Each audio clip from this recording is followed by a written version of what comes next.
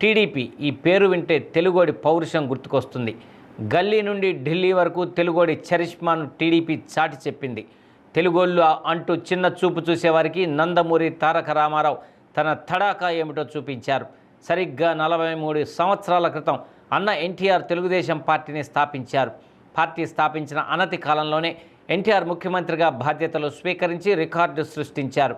ఆ తర్వాత national front ఏర్పాటు చేసి జాతీయ రాజకీయాల్లో తెలుగుదేశం సత్తా ఏమిటో తెలియజేశారు. అప్పటి వరకు ఏకఛత్రాధిపత్యాన్ని సాగించిన కాంగ్రెస్ పార్టీకి జాతీయ స్థాయిలో ఎన్టీఆర్ చుక్కలు చూపించారు. ఆ తర్వాత టీడీపీ సారథ్య బాధ్యతలు స్వీకరించిన చంద్రబాబు నాయుడు పార్టీని మరింత బలోపేతం చేశారు. రాష్ట్రంలోనే కాదు, జాతీయ రాజకీయాల్లో కూడా చంద్రబాబు చక్రం తిప్పారు. గడ్డు పరిస్థితుల్లో కూడా వెనుకంజ వేయకుండా పార్టీ కేడర్లో ఆత్మస్థైర్యం నింపుతూ టీడీపీని ముందుకు తీసుకువెళ్లారు.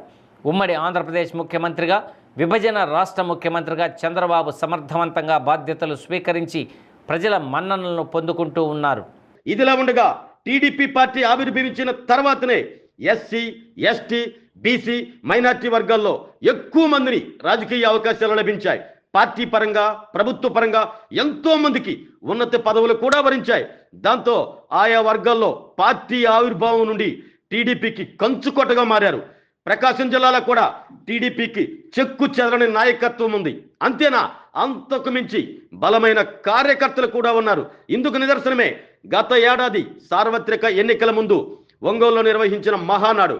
అప్పుడు తెలుగుదేశం పార్టీ రాష్ట్ర ఉపాధ్యక్షులు, ప్రస్తుత ఒంగోలు శాసనసభ్యులు దామచర్ల జనార్దన్ రావు, అలాగే టీడీపీ రాష్ట్ర కార్యనిర్వాహక కార్యదర్శి, ప్రస్తుతం AP marketing board chairman Damacharla సత్యతో పాటు జిల్లాలోని టీడీపీ నాయకులు ఆ మహానాడును ప్రతిష్టాత్మకంగా తీసుకుని విజయవంతం చేయడంలో సఫలీకృతులయ్యారు. అప్పుడే ఒంగోలులో జరిగిన ఆ మహానాడు వేదికగా చంద్రబాబు నాయుడు వచ్చేది టీడీపీ పార్టీనే అంటూ చెప్పారు. చంద్రబాబు చెప్పినట్లుగానే గత ఏడాది జరిగిన సార్వత్రిక ఎన్నికల్లో చంద్రబాబు నేతృత్వంలోని కూటమి ప్రభుత్వం ఘన విజయం సాధించింది.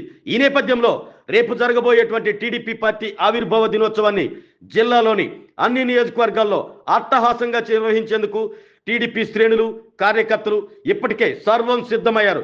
విదేశీ పర్యటనలో ఉన్న ఒంగోలు శాసనసభ్యులు దామచర్ల జనార్దన్ రావు పార్టీ ఆవిర్భావ దినోత్సవ వేడుకలు విజయవంతంగా జరిపేలా అక్కడి నుండే పార్టీ కేడర్కు దిశానిర్దేశం చేశారు.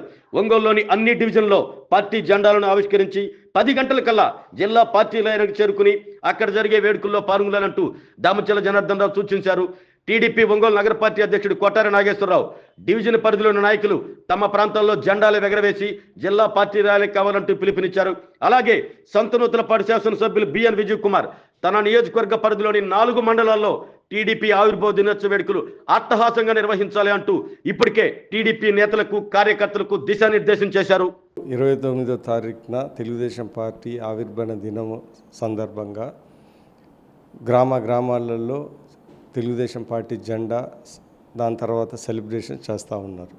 ఈరోజు మనం గుర్తు తెచ్చుకోవాల్సిన విషయం ఏంటిదంటే, ఎన్టీ రామారావు గారు పెద్దలు 1983లో తెలుగుదేశానికి, మన ఆంధ్ర రాష్ట్రానికి ఆ రోజు ప్రజలే దేవుళ్ళు, సమాజమే దేవాలయం అనే నిదానంతో ఆ రోజు ముందుకు వచ్చారు. ఈరోజు ఆ పార్టీ 9 నెలల్లో పెట్టి ఈరోజు ఇన్ని రోజులైనా కానీ ఆ పార్టీ ఇంత బలంగా ఉండటం చాలా అదృష్టం. ప్రజల్లో ఎంతో అభివృద్ధి, సంక్షేమ కార్యక్రమాలు ఈరోజు తెలుగుదేశం పార్టీ చేసింది.